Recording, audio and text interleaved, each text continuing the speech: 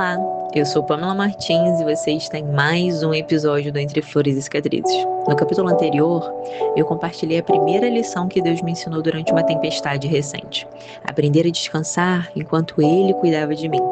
Mas aquela não foi a única lição. Depois que Deus aquietou meu coração, Ele começou a moldá-lo. Porque existem dores que apenas nos machucam e existem dores que colocam diante de nós uma escolha. Responder como o mundo responderia ou permitir que Cristo seja formado em nós. E no capítulo anterior, eu contei sobre uma situação muito injusta que eu vivi. Fui alvo de acusações que jamais imaginei enfrentar. E durante alguns dias, tudo que eu podia fazer era esperar. Mas curiosamente, depois que a paz chegou, eu descobri que ainda existia uma batalha mais difícil. Continuar amando quando meu coração tinha motivos para endurecer. Quando compartilhei o que estava acontecendo com algumas pessoas muito próximas, a reação delas foi praticamente unânime. Você precisa reagir, não pode deixar isso barato. Faça justiça. Mostre que isso terá consequências. Era o que elas me diziam. E sinceramente, eu compreendia cada uma daquelas palavras. Eram conselhos dados por pessoas que me amavam, pessoas que sofreram ao me ver sofrer e queriam me proteger. Humanamente falando, tudo fazia sentido, porque quando somos feridos, a reação mais natural é querer devolver a dor. Quando somos acusados injustamente, queremos provar que estamos certos. E quando somos atacados, queremos atacar de volta. Mas enquanto todas aquelas vozes me incentivavam a lutar, havia uma voz muito mais suave falando ao meu coração. O Espírito Santo me conduzia exatamente na direção oposta. Não revide, permaneça em paz, confie em mim, era o que ele sussurrava. E aquilo não era passividade, não era omissão, era confiança. Era Deus me ensinando que eu não precisava responder à injustiça me tornando parecida com ela.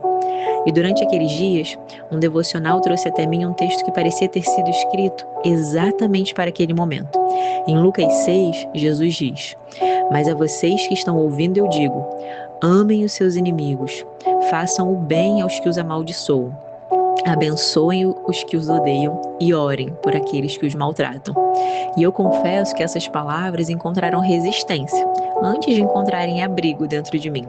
Porque durante muito tempo eu li esse texto imaginando grandes perseguições, missionários, mártires, cristãos presos por causa da fé. Nunca imaginei que Deus o traria ao meu coração justamente quando eu me senti injustiçada.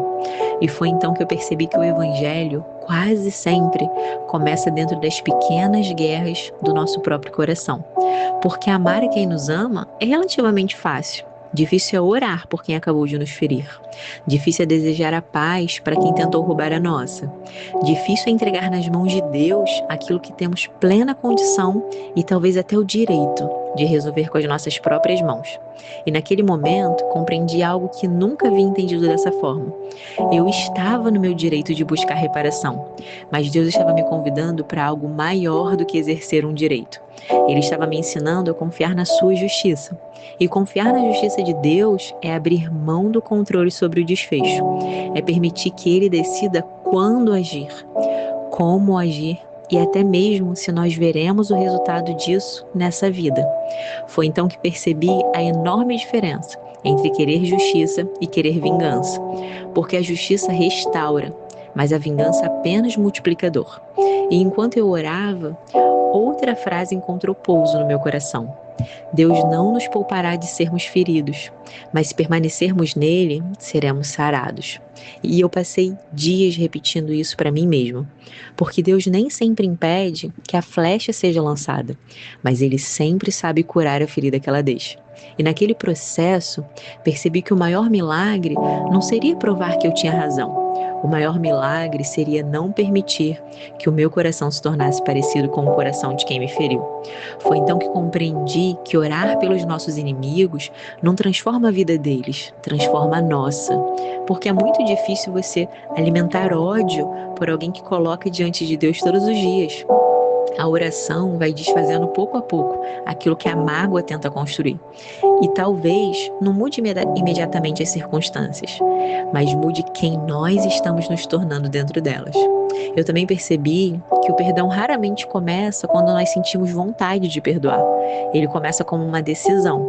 A emoção quase sempre chega depois. E foi assim que eu entendi que Deus não estava apenas interessado em resolver aquela situação. Ele estava interessado em formar Cristo em mim. E no início da minha caminhada com Jesus, eu acreditava que maturidade espiritual era aprender a orar mais e melhor. Mas hoje eu percebo que maturidade espiritual também é aprender quando não responder. É permanecer em silêncio quando meu orgulho grita. É escolher a paz quando a minha carne pede guerra. É entregar a Deus batalhas que poderíamos lutar, mas que não fomos chamados para vencer com as nossas próprias forças. E talvez o maior ato de confiança na justiça de Deus seja abrir mão da necessidade de provar que estamos certos. Porque há batalhas que nós vencemos quando lutamos, mas existem outras que só vencemos quando nos ajoelhamos. Hoje, eu continuo acreditando na justiça de Deus, mas eu não preciso que ela aconteça no meu tempo para descansar. Eu descobri que existe uma liberdade imensa quando deixamos de carregar o peso de retribuir aquilo que Deus nunca colocou nas nossas mãos. Algumas pessoas vencerão discussões, outras conseguirão provar que estavam certas, mas aqueles que permitem que Cristo molde o próprio coração experimentam uma vitória muito maior. Porque no fim das contas, o maior milagre daquela tempestade não foi apenas a verdade vir à tona. Foi perceber que quando tudo terminou, eu havia saído dela mais parecida com Jesus do que quando tudo começou. E talvez esse seja exatamente o propósito de algumas das maiores tempestades da nossa vida. Não apenas revelar quem Deus é, mas revelar quem nós estamos nos tornando enquanto caminhamos com Ele.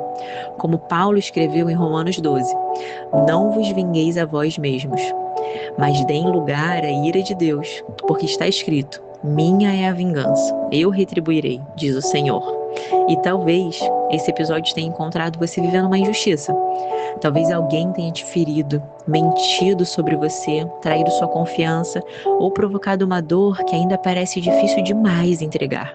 E talvez tudo em você esteja pedindo uma resposta, uma defesa, uma reação, uma forma de fazer o outro sentir aquilo que você sentiu. Mas talvez Deus esteja te convidando para uma vitória mais profunda.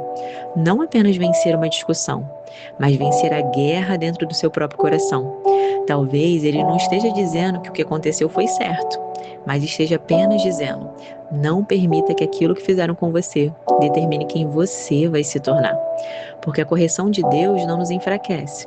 Ela nos impede de sermos transformados pela dor naquilo que nunca fomos chamados para ser.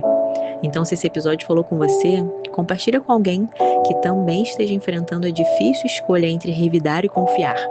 Talvez essa pessoa precise lembrar que entregar uma batalha a Deus não é fraqueza, é fé. E se você quiser ler mais capítulos como esse, eu te convido a acessar o meu blog, floresdascicatrizes.com. Lá tem capítulos sobre fé, cura, perdão, justiça e sobre o Deus que não desperdiça nenhuma tempestade, mas usa cada uma delas para formar Cristo em nós. E por fim, obrigada. Obrigada por caminhar comigo até aqui, nessa jornada de cura, transformação e fé. Que Deus te abençoe.